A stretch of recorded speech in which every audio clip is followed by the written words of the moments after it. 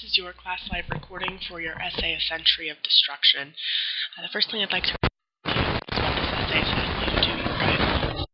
So, what I'm asking you to do is, using events from the first 50 years of the 20th century, write an essay of no less than 600 words affirming this title, the title of The Century of Destruction. So, effectively, I'm asking you, what about the events from 1900 to 1950 make this the century of destruction? Now, you have so many things to write about, so I've created kind of a nice condensed list of events for you to consider writing about. We really kind of kick off this century with the Boxer Rebellion, which, is China rebelling, and it is put down quite bloodily. We have the Second Boer War, the Russo-Japanese War, the Mexican Revolution, World War I, the Russian Revolution and subsequent Civil War, the Chinese Civil War, the Second Sino-Japanese War, the Spanish Civil War, World War II, and the Holocaust.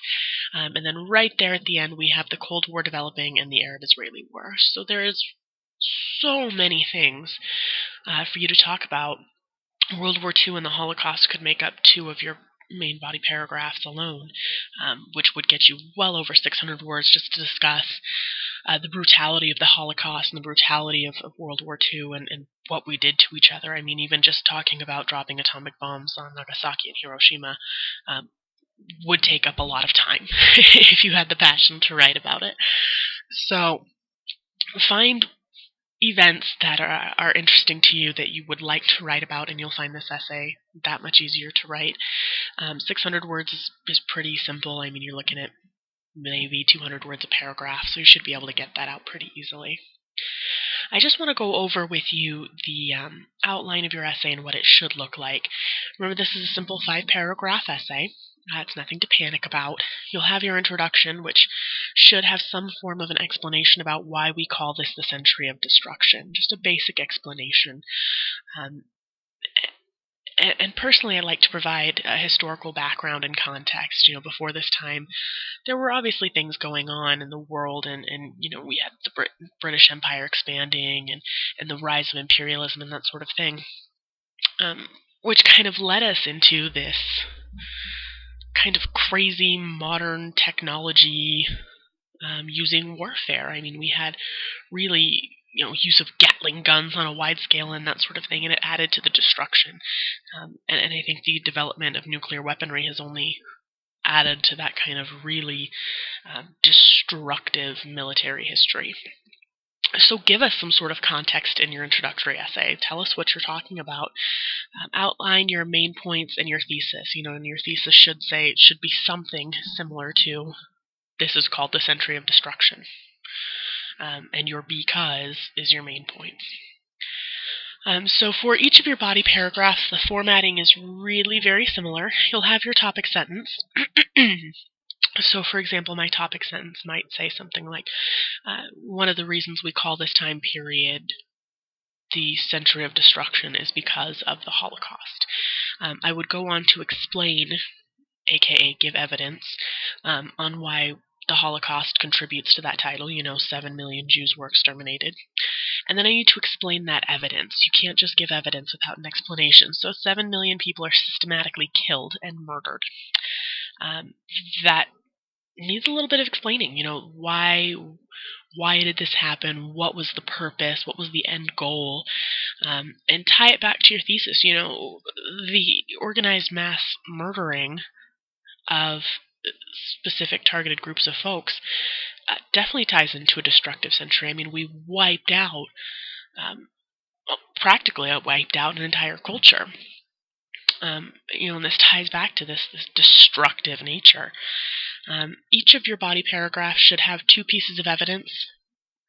So you're going to do topic sentence, evidence, explanation of evidence, tie back to thesis, new piece of evidence, explanation of that evidence, and tie it back to your thesis before you move on to your next body paragraph. And that should be the format that they follow. It's pretty simple. When you get to your concluding paragraph, it's almost a mirror of what you've done in your introduction. You'll restate your main points, summarize what you've said, why we call this time period a century of destruction, and tie it back to your introduction. And again, that might be a discussion of how modern technology has only made warfare easier and more destructive, and how, at least when we were fighting hand-to-hand combat, yeah, it was super bloody and grotesque, but it wasn't as destructive. You couldn't wipe out entire civilizations. So something to consider there. I have a few do's and don'ts here outlined for you. Please do reread your essay for clarity. Read it out loud, particularly to another person. It's going to help you slow down when you're reading and catch any of your funny spelling or grammar issues. Don't assume that one draft will be perfection.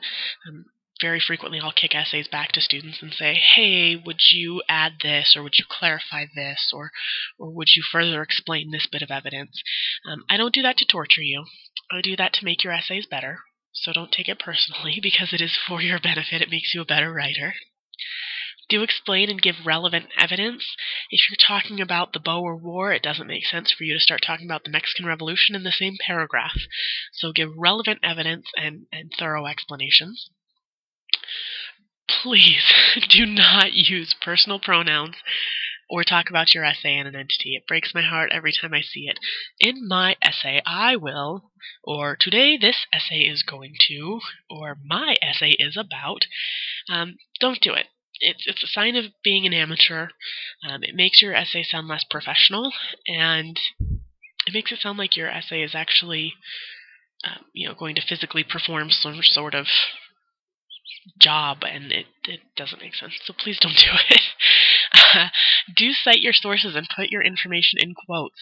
If you are going to external sources outside of Odysseyware, I am begging you, please cite your sources. Tell me where this evidence is coming from. Otherwise, it is, for lack of a better word, stolen evidence, and not cited evidence means it's cut and paste from another place, which means you copied it, and it's all bad. So if you're going to use evidence from another source, that's fine, but make sure to give credit. You can do this with parenthetical citations if you want. You can do this with a works cited page or a bibliography. It's really up to you how you want to cite your sources, but please do it.